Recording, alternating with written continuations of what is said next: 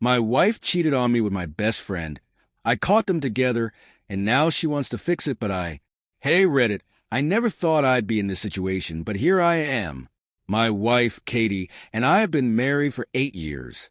We've got 2 kids, a nice house. Everything looked great on the surface. But lately, I've been noticing some weird things, and I couldn't shake the feeling that something was off. It started small. Katie began acting a bit distant. She'd always been very present with the family, but for the past few months, she seemed distracted. She's been spending more time on her phone, and whenever I walk by, she tilts the screen away from me. At first, I brushed it off as work stuff. She's busy, right? But over time, that feeling in my gut got harder to ignore. Then, something completely random happened that changed everything. A few weeks ago, I was cleaning out our garage. We'd just moved into this new house, so there were still boxes everywhere, and I decided to organize everything. As I was going through some old stuff, I found this small, random key in one of my old toolboxes. I didn't recognize it, and it definitely wasn't for anything in our house or garage. I didn't think much of it at first, but then curiosity got the better of me. I tried the key in every lock in the house. Nothing. That's when it hit me. This key wasn't for anything I owned, and then I started wondering, if it's not mine, whose is it? I couldn't let it go. It was eating at me. So I decided to ask Katie about it casually, like it was no big deal. When I showed her the key, I expected her to say something like, "Oh, it's from something old. I forgot about it." But instead, she froze. It was subtle, but I noticed. Her smile dropped for just a second, and she said, "I have no idea where that came from." She shrugged it off quickly, but that brief moment of hesitation stuck with me. Something wasn't right. That night, I lay in bed, unable to sleep. The thought kept circling in my mind. What was she hiding? Was I just being paranoid, or was there something more to this key? That night, I couldn't shake the feeling that something was really wrong. Katie's reaction to the key haunted me. I tried telling myself I was overthinking things, but the doubt kept creeping back in. The next morning, I decided I needed answers. I wasn't going to confront her yet. I didn't have anything solid, but I had to figure out where that key came from. Over the next few days, I kept the key in my pocket and thought about how to approach it. I figured it had to unlock something important, something that Katie was trying to keep hidden. One evening, when Katie was out late with friends, a phrase I'd heard more often than usual lately, I decided to do a little investigating. Katie drives a silver SUV, and I had the idea that maybe the key was for something she kept in the car. It was a long shot, but I had nothing to lose. So I grabbed the key, went to her car in the driveway, and tried to lock on the glove compartment. It didn't fit. I tried the center console next. Still nothing. I was about to give up when I noticed a small locked compartment in the trunk that I had never really paid attention to before. The key slid right in. My heart started pounding as I turned it, and the compartment popped open. Inside, there was a small black box. I hesitated, part of me not wanting to know what was inside. But I couldn't stop now. I opened the box, and inside was a burner phone, one I had never seen before. I stared at the phone, frozen for a moment. Why would Katie need a second phone? She already had her work phone and personal phone. My mind immediately jumped to the worst-case scenario, but I knew I had to stay calm. I unlocked the phone. It didn't have a password, which almost surprised me. The screen lit up, and my stomach dropped when I saw dozens of text messages from an unsaved number. The most recent one was from that afternoon, and it was a simple "miss you." My hands were shaking as I scrolled back through the messages. It was all there. Conversations about meeting up, secret plans, flirty texts. And then I saw it. The name. "Can't wait to see you tomorrow, Josh." Josh, one of my best friends. The guy who'd been over for countless BBQs. The guy who came with us on family vacations. The guy I trusted. I couldn't believe it. My mind was racing. How long had this been going on? How could I have been so blind? I put the phone back in the box, locked the compartment, and went back inside, trying to keep myself together. I had the proof now. I wasn't imagining things. My wife was cheating on me, and with him of all people. But I wasn't sure what to do next. Should I confront her right away? Should I gather more evidence? My emotions were all over the place. Anger, sadness, confusion. I just couldn't believe that this was my life now. The next morning, Katie acted like everything was normal. She kissed me goodbye, just like she did every day, and mentioned she might be working late again. I smiled and told her to have a good day, but inside, I was already planning my next move. The voice recorder from the night before was still fresh in my mind. I knew she was meeting Josh today. Same place as usual, she had said. After she left, I gave it a few minutes before grabbing my keys and heading out. My plan was simple. I was going to follow her. I didn't know where she and Josh were meeting, but I had to see it with my own eyes. I wasn't ready to confront her yet. I needed the full picture first. I stayed far enough behind that she wouldn't notice me. Katie wasn't usually the type to be overly cautious, and I doubted she'd even think about being followed. She drove across town, out toward a quieter area I wasn't familiar with. My heart pounded in my chest as I realized she was heading toward a small, secluded park. I pulled in just far enough to see her car, trying to stay hidden behind some trees. And there she was, stepping out of her car, looking far too happy for someone who had just left her husband at home. She checked her reflection in the window, smoothing her hair and adjusting her jacket. That's when I saw his car. Josh pulled up a few moments later, parking next to hers. He got out, and they greeted each other like they were in some cheesy romance movie, smiling, laughing, like nothing in the world was wrong. It was as if the weight of their betrayal didn't exist for them. I sat in my car, gripping the steering wheel, watching it all unfold. I didn't know what I was expecting to feel: rage, sadness, betrayal. But in that moment, I just felt numb. This was real. It wasn't just suspicion anymore. They were right there in front of me. Katie leaned in and kissed Josh, and that was it. I couldn't take it anymore.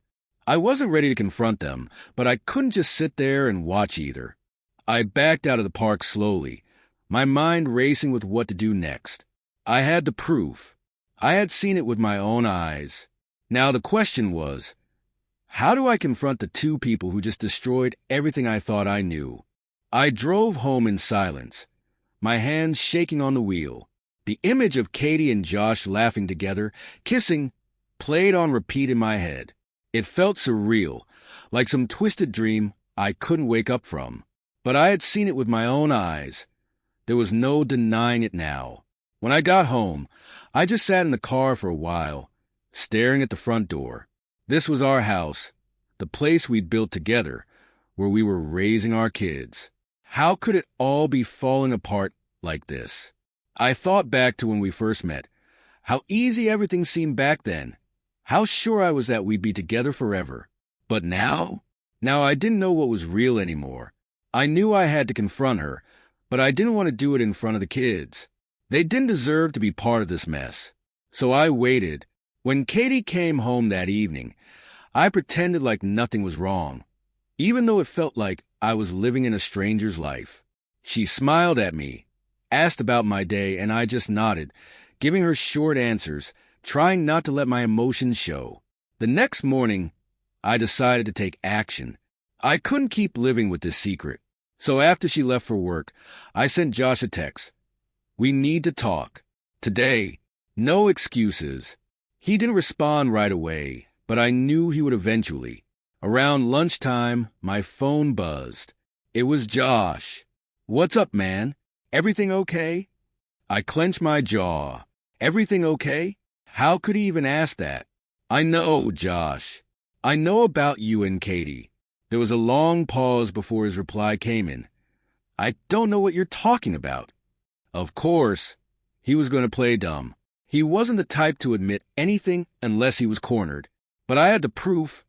Text, the voice recorder, seeing them together. I saw you yesterday, I replied, at the park, with her. Don't even try to deny it. Another long pause. Then, let's meet. We'll talk. We agreed to meet at a quiet coffee shop downtown.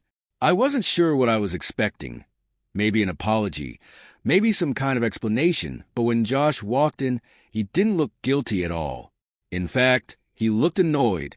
We sat down, and I just stared at him for a moment, trying to figure out what to say. He broke the silence first. Look, man, I don't know what you think you saw, but it's not what you think. I couldn't believe it. He was actually trying to spin this. Not what I think. I saw you. I've got texts. I've got recordings. You've been sneaking around with my wife, and you're going to sit here and tell me I'm imagining it. Josh sighed, running a hand through his hair. It's complicated, okay? It just happened. It just happened? I almost laughed at how pathetic that sounded. You're my best friend, Josh. You've been around my family, my kids. And you think you can just brush this off like it's nothing. For the first time, I saw a flicker of guilt in his eyes. He looked down at the table, avoiding my gaze. I didn't mean for this to happen. I don't care what you meant, I said, my voice cold. You and Katie destroyed everything. You had no right. Josh sat there in silence, like he was struggling to come up with something to say, but nothing could fix this. I leaned in closer, staring him down. How long has this been going on? I demanded, my voice barely holding back the anger. He hesitated, looking away. A few months, he muttered, not even able to meet my eyes. A few months, I repeated, letting the words sink in. It wasn't just a fling or a mistake. It had been going on for months, right under my nose. My best friend and my wife. The two people I trusted the most. I never wanted this, Josh finally said, his voice low. It just happened. It just happened? I snapped. You're acting like it was an accident. You didn't trip and fall into this. You chose it, Josh. You both did. He ran a hand through his hair, clearly uncomfortable, but I didn't care. It wasn't supposed to get this far, man. I swear, it started with some harmless text, and then it escalated. How many times? I asked, my voice cold. Josh winced. I don't know, a few. That was it. That's all I needed to hear. I stood up so fast my chair scraped loudly against the floor, turning a few heads in the cafe, but I didn't care. My heart was pounding, my chest tight with anger. Does she know I'm here? I asked quietly. No, he said quickly. Katie doesn't know. I didn't tell her. I stared at him for a moment. The guy I once thought was like a brother to me. We're done, Josh. You and me. Don't bother coming around anymore. I turned to leave but paused at the door. And you can tell Katie I'm coming for her next. I didn't wait for him to reply. I just walked out, my mind spinning. I'd never been so sure of something in my life. This was over. My friendship with Josh. My marriage to Katie. When I got home, the house felt eerily quiet. Katie wasn't back yet, so I had time to think, to figure out how I'd confront her. I couldn't just explode. I had to stay calm, make her face what she'd done. The hours ticked by, and finally, Katie came home, smiling like nothing was wrong. Hey, she said, dropping her purse on the table. How was your day? I took a deep breath, trying to steady my voice. We need to talk. Katie froze, staring at me in shock. What do you mean? She asked, but her voice was already shaky. I know about you and Josh, I said flatly, my eyes locked on hers. The texts, the meetings. I followed you yesterday. I saw everything. Her face went pale, and she opened her mouth to speak, but no words came out. I could see the realization wash over her. She was caught, and there was no way out. Katie, I said, my voice steady, how long has this been going on? She looked down at her hands, wringing them nervously. A few months, she whispered, barely audible. A few months, I repeated, anger boiling inside me. And you never thought to tell me? You never thought to stop? Tears filled her eyes, and she shook her head. I didn't want this to happen, she stammered. I never meant to hurt you. You didn't mean to? I snapped. You lied to me every single day, snuck around with him, my best friend. How could you do this? She started crying, wiping at her face with shaky hands. I don't know, she whispered. I felt lost. I felt like I wasn't enough anymore, and Josh, he was just there. Her words stung, but I wasn't ready to feel sympathy. You weren't enough? I said, my voice tight. Katie, you're my wife. I've loved you for years. I've always been there for you. How could you say that? She looked up at me, her face wet with tears. I'm so sorry, she whispered. I don't expect you to forgive me. I don't know who I am anymore. I stared at her, my heart pounding, but I didn't have any more words. All I could think about was the betrayal, how she had shattered everything we had built together. I stood there, silent, trying to process everything. Katie's words hung in the air. I don't know who I am anymore. It felt like such a weak excuse, but I could see the guilt in her eyes. She was broken, but that didn't make it better. It didn't undo the betrayal. I sat down across from her, taking a deep breath. So, what now? I asked quietly. You've been sleeping with Josh for months. Do you love him? Katie looked up at me, startled. No, she said quickly, shaking her head. It wasn't about love. It was just, I don't even know. A distraction, maybe. A distraction from what? I asked, feeling a mix of anger and sadness.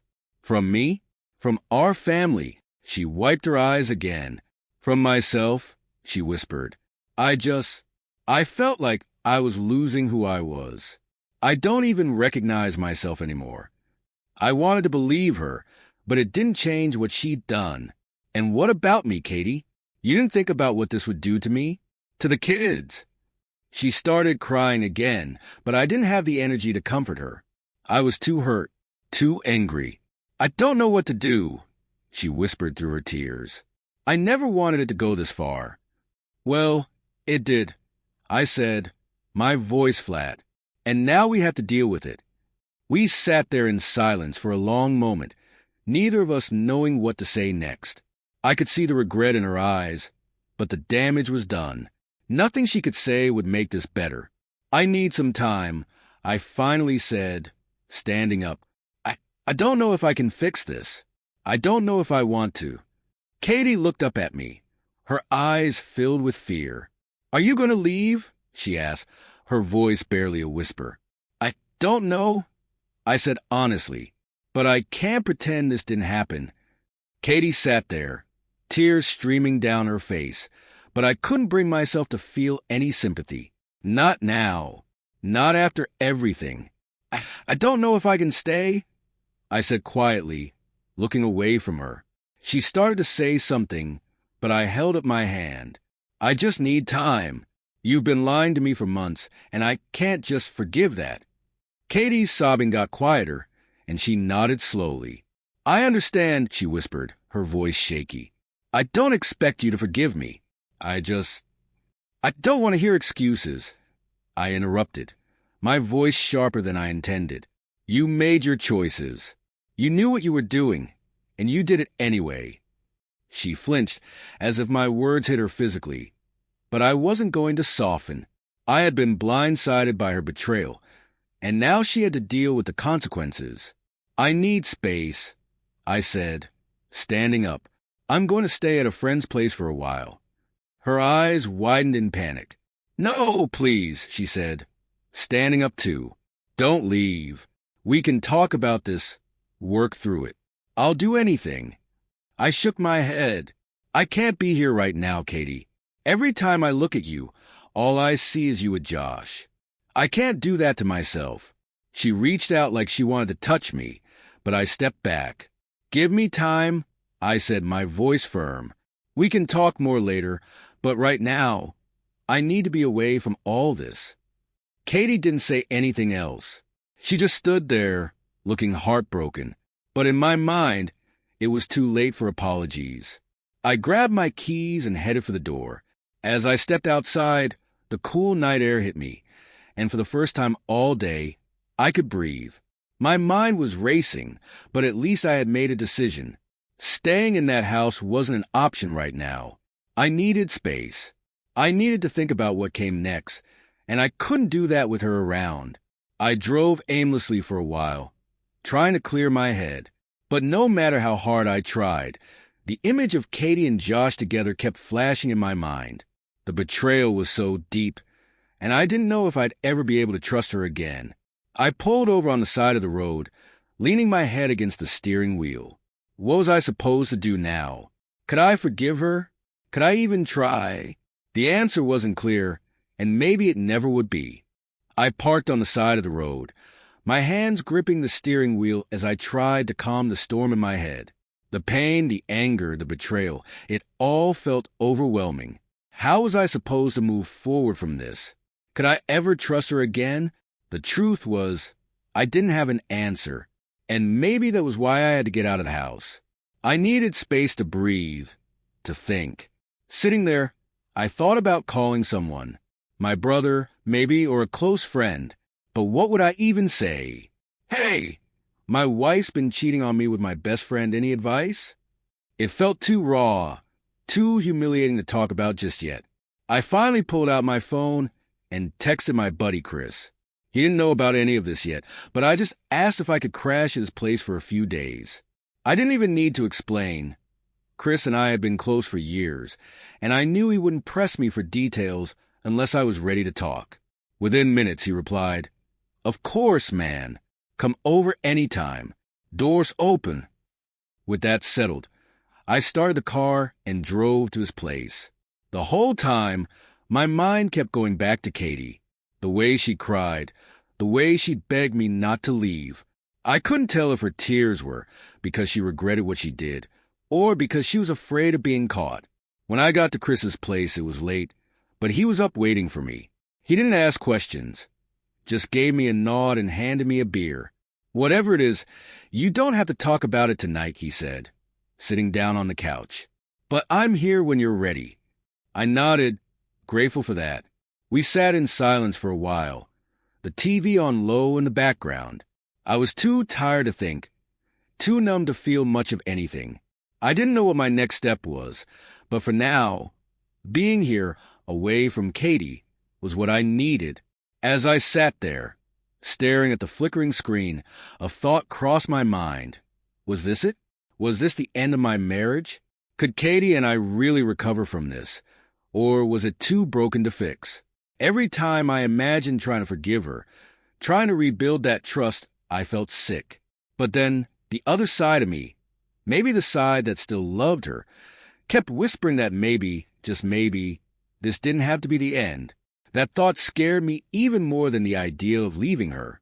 I didn't have an answer, and maybe I wouldn't for a long time. But for now, I was taking it one day at a time. The next morning, I woke up at Chris's place feeling heavy, like a weight was pressing on my chest. I hadn't slept much. My mind kept circling around the same question. What now? I wasn't ready to face Katie, but I couldn't ignore what had happened either. Chris, as usual, didn't push. He handed me a coffee and sat across from me at the kitchen table. "You don't have to tell me anything, man, but I'm here when you're ready." I appreciated that.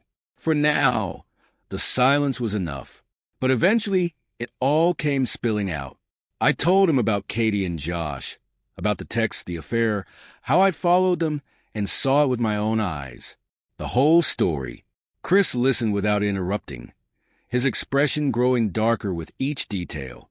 When I finished, he leaned back in his chair, shaking his head. "Man, that's brutal. I don't even know what to say." "Yeah," I muttered, staring into my coffee cup. "Me neither." Chris was quiet for a minute. Then he spoke carefully. "What are you going to do? I mean, have you thought about, divorce?" The word hit me hard, even though I'd been thinking about it all night. Divorce. It was like a final stamp, an end to everything we'd built. "I don't know," I admitted. Part of me wants to end it, just walk away. But the other part, I don't know if I'm ready to give up on everything. "I get that," Chris said, nodding. It's not an easy decision, but whatever you do, make sure it's what you want. Not because you feel pressured to forgive her, and not because of guilt. You gotta do what's right for you. I appreciated his words, but the decision wasn't that simple. There were kids involved, a whole life involved. Could I really walk away from all of that? Or was trying to rebuild even possible after such a deep betrayal? The day dragged on, and I found myself constantly checking my phone, half expecting Katie to call or text. But nothing. Maybe she knew I needed space. Or maybe she was too scared to reach out. Either way, the silence only made everything feel more uncertain. That night, after Chris had gone to bed, I found myself sitting alone on his porch, staring out into the quiet darkness. My thoughts were a mess, but one thing kept coming back to me. I couldn't avoid Katie forever. Eventually, I'd have to face her again, to decide if this marriage had any chance of surviving or if it was over for good. I sighed, running a hand through my hair. No matter what happened, things would never be the same again, whether we stayed together or not. This betrayal would always be there, like a scar that couldn't be erased. The only question left was whether I could live with it, or if it was time to let go. The next day, I finally decided it was time to talk to Katie. I couldn't avoid her forever. I needed answers, and I needed to figure out what came next. The weight of uncertainty was getting to me, and I knew the conversation wouldn't be easy, but it had to happen. I texted her, "We need to talk. I'll come by the house tonight." It took her a few minutes to respond, and when she did, it was simple. "Okay, I'll be here." I spent the rest of the day trying to prepare for the conversation, but honestly, I had no idea what I was going to say. The anger, the betrayal, the pain, it was all still there. But I didn't want to just scream at her. I wanted to understand. Why did she do it? What was missing in our marriage that made her turn to someone else? When I pulled into the driveway that evening, I took a deep breath before getting out of the car. The house looked the same as always, but it felt different now, like the place where everything fell apart. I walked in, and Katie was sitting at the kitchen table, looking nervous. She stood up as soon as she saw me. "Hey," she said softly, like she wasn't sure how to start. "Let's sit," I said, motioning to the chairs. My voice was calm, but inside I was still a mess. I sat down across from her, staring at the woman I had loved for so long, the woman who had broken my heart. "I want to know why," I said finally. "I need to know how we got here." Katie looked down, playing with her hands. "I don't know if I have a good answer," she whispered. "It wasn't about you or us. It was about me. I felt lost." "Lost," I repeated. "So you cheated on me because you felt lost." She nodded, tears already forming in her eyes. I know it sounds stupid, but it wasn't something I planned. It just happened, and once it started, I didn't know how to stop. I shook my head. "You had months to stop, Katie. You didn't. Why Josh? Why my best friend?" She wiped her eyes, trying to control her emotions. "I don't know." He was just there, and I was weak. Her answer felt hollow. "I don't know if I can forgive you for this," I said, my voice quieter now. "I don't know if I even want to." Katie sobbed softly, and I stood up, feeling the weight of everything on my shoulders. "I'm going to need more time, but this doesn't mean I'm staying." Katie didn't say anything after that. She just nodded, her eyes filled with tears. I could see the regret on her face, but regret alone wasn't going to fix this. I wasn't even sure if anything could. "I never wanted to hurt you," she whispered, her voice trembling. "I hate myself for what I did." I sighed, feeling drained. "You already have, Katie. The damage is done." We sat in silence for a while, the tension in the air so thick it was almost suffocating. I could see that she was waiting for me to say something, anything that would tell her where we stood. But I wasn't ready to give her that. I couldn't. "I'm not ready to make any decisions yet," I said finally, standing up. "I need more time. I'll stay at Chris's for a few more days." Katie stood up too, her eyes wide with panic. "Please don't leave," she pleaded. "We can try to fix this, can't we?" I didn't have the energy to argue anymore. "I don't know," I said honestly. "I don't know if I can move past this." Her shoulders slumped, and she wiped at her eyes again, but I was already halfway to the door. Before I left, I turned back to her. "We'll talk again soon, but I need space. I need to think." Without waiting for her response, I walked out of the house, my heart heavy. It felt like every step I took was pulling me further away from the life I thought I had. Back at Chris's, I sat in my car for a long time, staring out into the dark, trying to imagine what life would look like after this. Could I ever trust her again? Could we even try to repair what was left? I wasn't sure of anything anymore. The next few days passed slowly. I stayed at Chris's, trying to distract myself, but no matter what I did, my mind always drifted back to Katie and everything that had happened. I replayed our last conversation over and over, wondering if I was making the right choice by staying away. But every time I pictured her with Josh, that feeling of betrayal hit me like a wave. Chris didn't press me for details, but one night he asked, "Have you figured out what you're going to do? About Katie?" I shook my head, staring into my drink. "I don't know, man. Part of me wants to try and fix it, but the other part of me feels like it's too far gone. I can't forget what she did. And with Josh, it just makes it worse." Chris nodded, taking a sip of his beer. "I get it, but you don't have to decide right now. Don't rush it. You've been through a lot." I knew he was right, but the uncertainty was eating me alive. I couldn't stay in this limbo forever, pretending like life hadn't just imploded. I had to make a decision, one way or another. The following morning, I woke up with a knot in my stomach. I couldn't keep running from this. I had to face it head on, whether that meant leaving Katie for good or giving her a chance to explain things more fully. I wasn't sure what I wanted from her, but I needed to know if there was anything left to salvage. That evening, I texted Katie, "We need to talk again. Tonight." Her reply was immediate. "Of course. I'll be here." When I arrived at the house, the air felt heavy.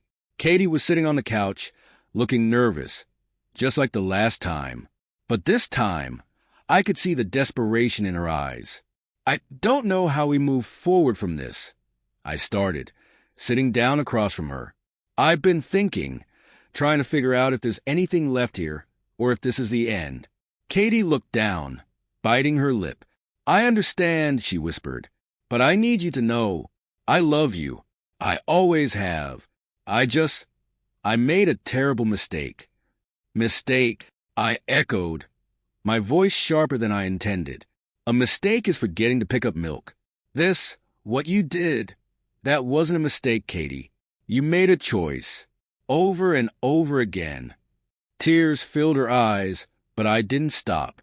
"You could have stopped it, but you didn't. You lied, you snuck around, and now, I don't know if we can ever get back to what we had." She wiped at her tears, nodding. "You're right. I don't deserve forgiveness, but I'm asking for it anyway. I'll do anything, counseling, therapy, whatever it takes. I don't want to lose you." I stared at her, torn between the love I still had for her and the hurt that wouldn't go away. "I don't know," I said finally. "I just don't know." Katie sat there, her eyes pleading with me to give her some kind of answer. But I didn't have one. The weight of everything that had happened still pressed down on me, making it impossible to think clearly. "I want to believe you," I said quietly, my voice strained. "I want to believe that you're sorry and that we can fix this. But the truth is, I don't know if I can ever trust you again. How am I supposed to move past this?" She nodded, biting her lip. "I know I broke your trust. I know I hurt you in the worst possible way, but I'm willing to work for it. I'm willing to do whatever it takes to rebuild what we had." Her words sounded sincere, but the problem was that I couldn't tell if it was enough. Was it even possible to rebuild from something like this? I'd heard people say that couples could recover from affairs, that time and counseling could heal the wounds. But I wasn't sure if I believed that anymore. Do you even understand what you've done? I asked, my voice breaking. You didn't just cheat on me. You destroyed the foundation of our marriage. You lied to me every day, and you did it with my best friend. Katie wiped her eyes again, her shoulders shaking. I know. I hate myself for it. I can't explain why I let it go on for so long. I wish I could take it all back. But you can't, I said, standing up abruptly. You can't take it back. And now we're left with this mess, and I don't know if I want to stay in it. She looked up at me, her voice trembling. Please, don't give up on us. We've been through so much together. I know I've hurt you, but I still love you. I need you. Her words tugged at my heart. But I couldn't ignore the overwhelming sense of betrayal that sat between us like a wall I couldn't get past. I need more time, I said, shaking my head. I'm not ready to make a decision right now. Katie stood too, walking toward me slowly. I'll wait as long as you need. I'm not giving up on us. I didn't respond. I couldn't. Instead, I walked toward the door, leaving her standing there in the middle of the room, tears running down her face. As I stepped outside, I realized that no matter what I decided, things would never go back to the way they were. Over the next few days, I tried to sort through everything, but it felt impossible. Katie's tearful promises replayed in my head, her pleas for forgiveness, for a chance to make things right. But every time I thought about forgiving her, I remembered how easily she had lied, how she had chosen Josh over and over again. I hadn't seen or spoken to Josh since that day at the cafe. Honestly, I didn't think I could look him in the eye without losing control. The betrayal cut too deep, and there was no coming back from that. My best friend, someone I had trusted with everything, had become a stranger to me. On the last night at Chris's place, I lay awake thinking about my next move. Could I really stay in a marriage where trust was shattered? Or was it better to walk away, no matter how hard that choice would be? I kept circling back to the same thought. I didn't want to live with resentment. And right now, that's all I had. The next morning, I texted Katie and told her I'd be home to talk. She responded immediately, saying she understood and that she'd be ready. When I pulled into the driveway, my chest felt heavy. I walked in, and Katie was waiting, sitting on the couch like she had been every time we talked. This time, though, there was no nervous energy, just a quiet, defeated look on her face. She knew what was coming. I've thought about it, I said, standing across from her. I've thought about it nonstop. And as much as I want to forgive you, I don't think I can. Katie's eyes filled with tears again, but this time, she didn't plead. She just nodded slowly, her shoulders slumping as the reality set in. I don't want to hate you, Katie. I continued, my voice breaking. I don't want to spend the rest of our lives together with this hanging over us. It'll destroy me. It'll destroy both of us. She wiped at her face but didn't say anything. I could see the regret, the pain, the understanding that this was a consequence of her choices. I think it's best if we separate, I said, feeling the finality of the words as they left my mouth. Maybe in time, we can be civil, maybe even friends. But right now, I need to move on. Katie sobbed softly, nodding through the tears. I understand, she whispered. I never wanted this. I'm so sorry. I know, I said, and it was the truth. I believed she was sorry, but that didn't change what had happened. I turned to leave, but before I did, I looked back at her one last time. Take care of yourself, Katie. She didn't respond, just sat there, her face buried in her hands. As I walked out of the house for the last time, I felt a strange mix of sadness and relief. Sadness for everything we had lost, but relief that I had made a decision. It wasn't the ending I had imagined for our life together, but it was the one I needed. And now, I could finally start to move forward.